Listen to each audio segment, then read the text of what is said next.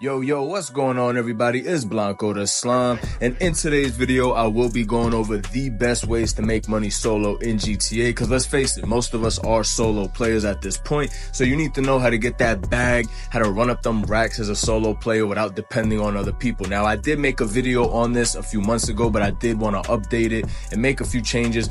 But before we get into the video, I will ask that you guys take 1 second of your time, go ahead and smash that like and subscribe button. Subscribe, of course, if you are new, or like if you've already been here. I do make consistent GTA content on this channel, so why not subscribe? But let's get going. First up, we have the CEO warehouse. Now, the CEO cargo warehouse, of course, is a very good way to make money solo. Although the sale missions do have multiple vehicles sometimes, we'll get into that a little bit later. You can still make a ton of money with this passively, and I'll show that again also later, how to make money passively. But let's talk about the warehouses for a second. You got small, medium, and large. Now, some people get all large warehouses. Some people get, a mix of small, medium, and large.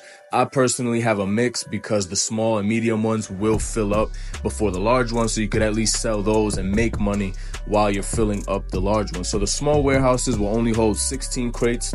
The medium warehouses will hold 42 crates, and the large ones will hold 111 crates. So obviously it's natural that the small and medium ones are going to fill up first before the large ones, and the large ones can take a little bit of while to fill up. So in my opinion, I think it's smart to have a small and medium one available. That way you can, like I said, be making money while you're waiting for the large ones to fill up. So let's get a little bit more into how to actually make money and how to actually fill up these warehouses. So one of the first ways you are going to be able to source crates is the passive way, which is my favorite. You just walk up to one of your warehouse technicians. They're going to be inside at all of your warehouses. You pay $7,500 and they will go source a crate, and you can do this every 48 minutes, which of course is one in-game day in GTA, and he will bring back anywhere from 1 to 3 crates. On average, I think it's 1.5, so it's usually going to be between 1 and 2. If you get lucky, he will bring back 3 crates. Now, another really good way to source crates is to park. If you have a terabyte, you can park your terabyte close to all your warehouses, and you can do the source missions from inside the terabyte, and then just keep doing them over and over again for all your warehouses since you're parked next to all of them.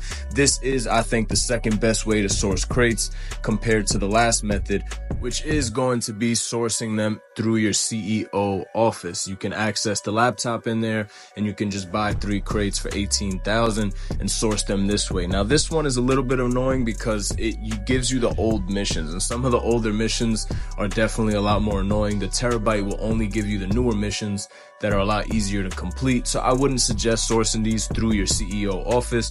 And I would definitely suggest doing them through the terabyte and also passively with your technician. Now let's get into sale missions. So some of the sale missions will spawn multiple vehicles. You'll see it on your screen here, may spawn up to 3 vehicles, but you want to look for the boat mission. Honestly, the tugboat, to me, with the speed upgrade, you can also upgrade that through the laptop in your warehouse.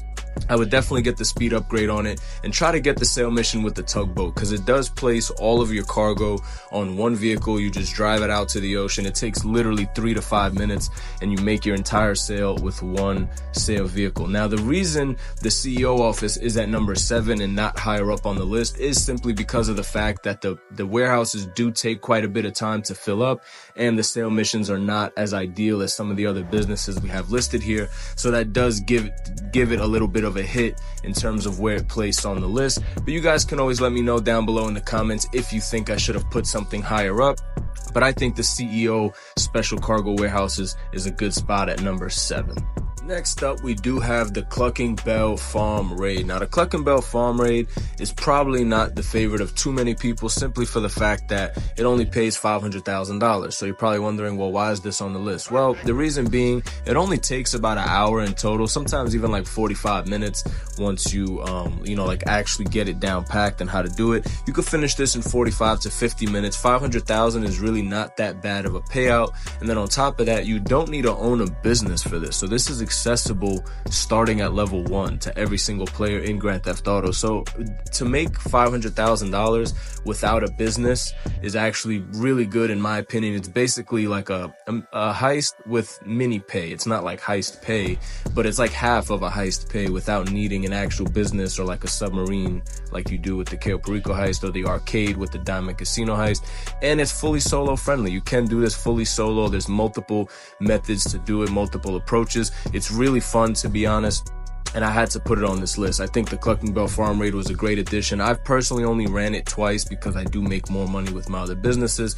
But if you are more of like a beginner player without the businesses, the Clucking Bell Farm Raid is absolutely S tier in terms of making money because, like I said, you don't need to own any businesses. Now, let's move on to the next spot at number 5, and that is going to be the Bunker. Now, the Bunker is absolutely amazing. You can make money passively with this by just buying supplies like I did here. You can also steal them, but I would suggest just buying them. And then, of course, if you want to make the most amount of money, you should assign your staff to manufacturing only, and you should purchase the staff and the equipment upgrades to make the most amount of money possible. Now, when this thing goes double money, you can make a ton of money, but you also can make a ton of money when it's not double money. The missions aren't too hard. I would say out of the 5 sale missions, 3 of them are okay. Like this one here where you just drop off, 3 of these trucks. 1 drop off a piece, very simple, 1, 2, 3. And like I said, you can make millions with the Bunker. If you don't have one, I would definitely suggest getting one as a solo player. Definitely a very solid business. Now let's move on to number 4, and that is going to be the Acid Lab. Now the Acid Lab is absolutely amazing for solo players. This thing fills up so fast. You can buy supplies from Mutt in the actual Acid Lab, or you can give them a phone call and just buy it from wherever you are. You don't have to actually go there. You can also boost the production by ×4 every 24 hours, and you can easily, if you're playing GTA 2-3 hours a day, you can fill this thing up 2-3 times easily.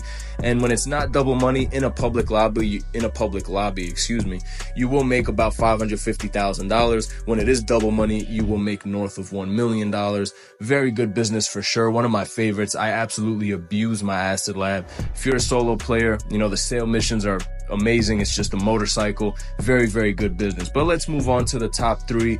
And coming in at number 3, of course, we have the agency. Now, there's multiple ways to make money with the agency. First being the wall safe. Now, the wall safe will fill up depending on how many security contracts you have completed. You have to complete 200 security contracts in order for the wall safe to be maxed out at $20,000 every 48 minutes. And then, of course, we also have the Dr. Dre contract, which pays $1 million. So you already have 3 ways of income: the security contracts themselves, the wall safe that builds up from the security contracts, and then the Dr. Dre contract. Now, another way to make money is through payphone hits, which is basically you call Franklin, you get, a quick phone call to a payphone, you answer it. You got to go assassinate a target with a specific set of rules. So in this one, I had to kill him in a cop car or whatever, explode his car from a cop car, whatever the case was. But basically, you get an assassination bonus and you will make $45,000.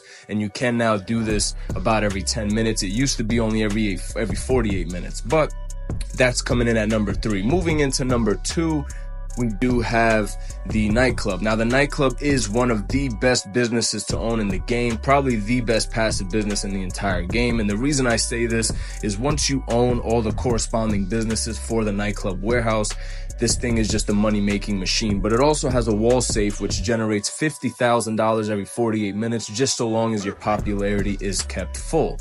Now, the way you keep your popularity full is by rebooking DJs for $10,000 a piece, or $100,000 if it's your first time, but that will fill the bar up completely.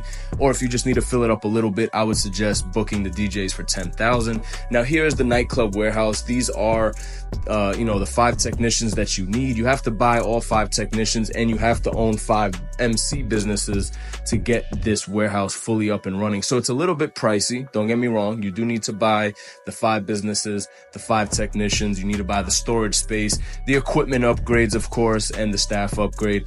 Very, very pricey. A full Nightclub takes about $8 to $10 million to fully set up. But let me tell you, once you have set this thing up, you will not fail. You cannot go wrong. It is easily one of the best businesses in the entire game. It will make money passively no matter what, as long as you have the technicians assigned. The sale missions are always 1 vehicle, which of course as a solo player is an absolute must. And like I said in the beginning of the video, we are all pretty much solo players at this point, let's face it. But the Nightclub is absolutely S tier, definitely must own for any solo player, and you definitely want to get that all set up. And I do have videos on my channel for guides for all these businesses if you want to just look through my channel. But let's move on to the #1 mighty spot. It still goes to the Kasaka submarine. Now I know that's cliche, it's, you know, it's corny maybe to put it at #1, but it is what it is, man. I'm gonna put the best way to make money at #1, and Cayo Perico, as it stands in 2024, is still the best way to make money in Grand Theft Auto Online. There's absolutely no other way or method that can compete with Cayo Perico. You can finish the entire heist in like 48 minutes. It's a big bag, million plus every single time, even with the tequila. There's definitely no way to make money better with this.